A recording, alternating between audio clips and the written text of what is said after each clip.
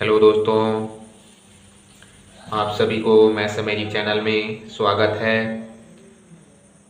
आज हम लोग देखेंगे कक्षा 10वीं के अध्याय 4। बहुत दिनों बाद हम लोग अध्याय 4 देख रहे हैं। तो दोस्तों, अध्याय 4 जिसका नाम है समांतर श्रेणी। तो समांतर श्रेणी क्या है उसको पहले अपन जान लेंगे, तब हम लोग प्रश्नावली के ऊपर जाएंगे। हम पहले ही बेसिक को नहीं जान पाएंगे तो प्रश्नावली में जाने से हमको कोई फायदा नहीं है। दोस्तों, जानने के लिए कि समांतर क्या है, श्रेणी क्या है, उसको जान लेंगे तब अपन क्या है प्रश्नावली में जाएंगे। तो सबसे पहला है दोस्तों श्रेणी। ठीक है, श्रेणी क्या है? ठीक है, तो ऐसी संख्या श्रृंखलाएं जिनमें क्रमिक संख्याओं के बीच एक निश्चित संबंध को श्रेणी कहलाता है। तो श्रेणी का अर्थात एक श्रृंखला 1 2 3 4 5 6 7 8, ये क्या है? एक श्रेणी है ना। एक निश्चित संबंध हो संख्याएं में, है ना, तो एक वो क्या कहलाती है? श्रेणी। अब समांतर श्रेणी क्या कहलाती है उसके ऊपर आते हैं। तो समांतर श्रेणी किसको कहते हैं? संख्याओं को ऐसी सूची पहले, है ना, संख्याओं को ऐसी सूची जिनमें पहले पद के बाद प्रत्येक पद अपने पूर्व यानी पहले, ठीक है, पूर्व पद में एक निश्चित संख्या जोड़कर प्राप्त किया जाता है, समांतर श्रेणी कहलाता है। जैसे उदाहरण में देखिए आप लोग कि श्रेणी का अर्थात, श्रेणी का मतलब क्या होता है? एक संख्या रेखा लाइन, जैसे 1 2 3 4 5 6 7 8, है ना, लाइन से संख्या 1 2, है ना।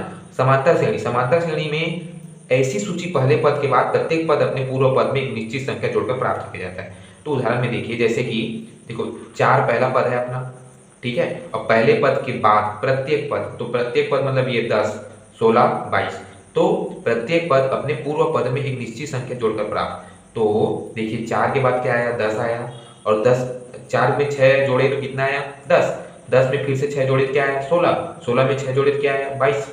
वही बोल रहा है कि उसके पूर्व पद में एक निश्चित संख्या जोड़कर, ठीक है, जैसे यहाँ पर 6 जोड़ रहा है ना, वही जोड़कर प्राप्त किया जाता है, वह समांतर श्रेणी कहलाता है। जैसे मैं आप लोग को बोलूंगा 1 3, मान लीजिए 1 3, ठीक है, उसके बाद 5, है ना, तो कितना? 2 का अपना बीच में संख्या जुड़ रहा है ना। 1 2 में जोड़े तो 3, 3 में 2 जोड़े 5, 5 में 2 जोड़ेंगे 7, तो वो क्या बन गया? समांतर श्रेणी बन गया। वैसे ही आप देखिए दूसरा 1 3 5 7, लेकिन यहाँ पर धन में नहीं है, ऋण में है। ऋण 1 ऋण 3 ऋण 5 ऋण 7। यदि हम समांतर श्रेणी को और आगे बढ़ाएंगे तो क्या आ सकता है? ऋण 9। यहाँ फिर समांतर श्रेणी बढ़ाएंगे, 2 जोड़ दीजिए, ऋण 11 आ सकते हैं ना। यही बोल रहा है कि समांतर श्रेणी एक निश्चित संख्या जोड़कर पहले पद और पूर्व पद के जोड़कर जो मान प्राप्त होता है, संख्या प्राप्त होता है, समांतर श्रेणी कहलाता है। ठीक है दोस्तों, समझ में आ गया ना? आप लोग भी अपने बुक में देखना कि प्रोसेस क्या दिया है श्रेणी और समांतर श्रेणी का। तो आइए दोस्तों चलते हैं, श्रेणी और समांतर श्रेणी कंप्लीट होता हुआ समांतर श्रेणी का व्यापक रूप। अब व्यापक रूप क्या होता है उसको देखेंगे। तो समांतर श्रेणी का व्यापक रूप प्रथम पद ए तथा सर्वांतर डी हो, तो मतलब कि यदि ये ऐसी एक समांतर श्रेणी है मान लीजिए, तो देखिए 1 2 3 4 संख्या है, तो ए कहलाता है। जैसे जो प्रथम रहता है सबसे पहले, जो सबसे पहले रहता है वो क्या कहलाता है? ए, ठीक है। उसके बाद जो इधर रहता है वो कहलाता है A2, उधर तीसरा में जो है A3, चौथा में रहेगा वो A4। वो इसी बोल रहा है कि प्रथम पद A, तो प्रथम पद A तथा सर्वांतर D। सर्वांतर D मतलब कि उसका एक सूत्र होता है, सर्वांतर क्या होता है हम आगे देखेंगे। तो सर्वांतर D हो तो समांतर श्रेणी A plus D, A plus 2D, A plus 3D, ऐसा होता है व्यापक रूप। मैं अभी बताया ना कि जैसे A है, ठीक है, तो ये सेकेंड वाला क्या हो जाएगा? A2 हो जाएगा, ये क्या हो जाएगा? 16, A3 हो जाएगा, है ना। उसके बाद 22 वाला क्या हो जाएगा? A4। तो जैसे कि यहाँ पर जो प्रथम पद कहलाता है, ये सबसे प्रथम पद, ये द्वितीय पद, तृतीय पद, चतुर्थ पद, वही बोल रहा है कि देखिए A तो प्रथम पद, A प्लस D तो ये द्वितीय पद है, A प्लस 2D ये तृतीय पद है, A प्लस 3D ये चतुर्थ पद है। ठीक है, यही है कि अपना जो पद है वह ए, प्रथम पद ए तथा सर्वांतर डी। अब सर्वांतर डी क्या होता है उसको हम आगे देखेंगे। ठीक है, ध्यान से समझना दोस्तों। समांतर श्रेणी के कोई दो क्रमागत पदों का अंतर, ठीक है, सर्वांतर कहलाता है। इसे संकेत डी से दर्शाते हैं। ठीक है, अब हम देखें सबसे पहले श्रेणी, दूसरा देखें समांतर श्रेणी किसे कहते हैं। ठीक है, अब व्यापक रूप मतलब कि जो अपना व्यापक रूप है उसको समझे। अब आगे बहुत सबसे महत्वपूर्ण सर्वांतर। तो सर्वांतर क्या होता है?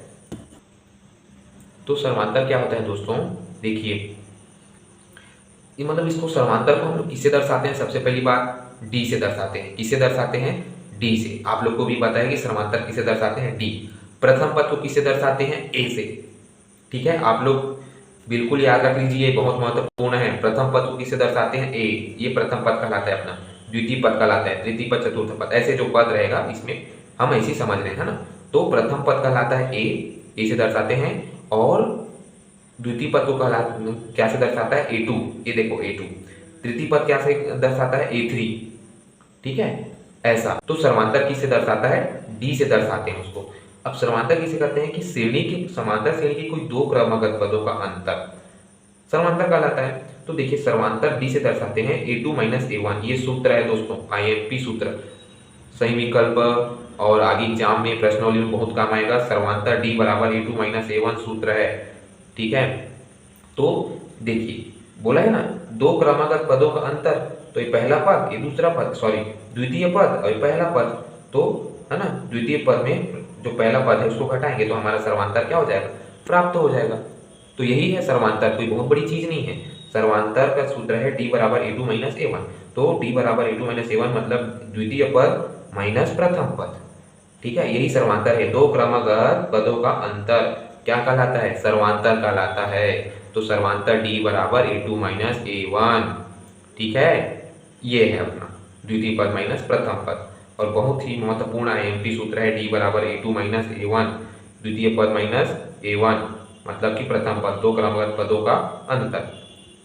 ठीक है दोस्तों, तो आप लोग को, मेरे को लगता है कि श्रेणी, समांतर श्रेणी, है ना, सर्वांतर क्या होता है वो आप लोग को समझ में आ गया दोस्तों। अब आ गए दोस्तों समांतर के बाद समांतर श्रेणी का nवां पद। अब ये nवां पद क्या होता है दोस्तों?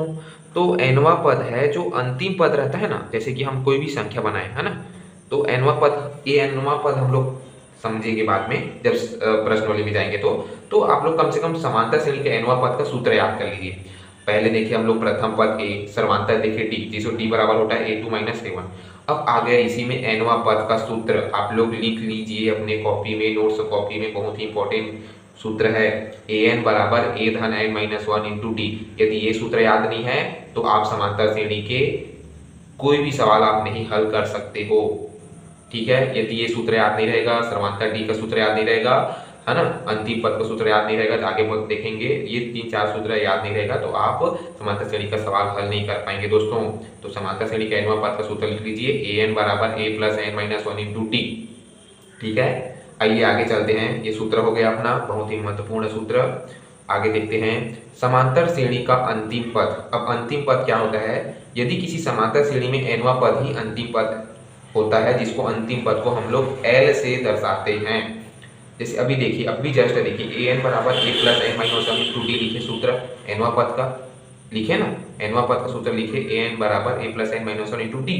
वही सूत्र है an बराबर a plus n minus 1 into D, जिसको nवां पद को ही है अंतिम पद बोलते हैं हम लोग। ये जो an है ना, ये nवां पद, इसको हम लोग अंतिम पद भी बोलते हैं, जो l बराबर a plus n minus 1 into D होता है। लिखा है ना, यदि किसी समांतर श्रेणी में nवां पद ही अंतिम पद कहलाता है। अब ये अंतिम पद और nवां पद क्या होगा वो प्रश्नावली में हम लोग समझेंगे, तो आप लोग को समझ में आ जाएगा दोस्तों।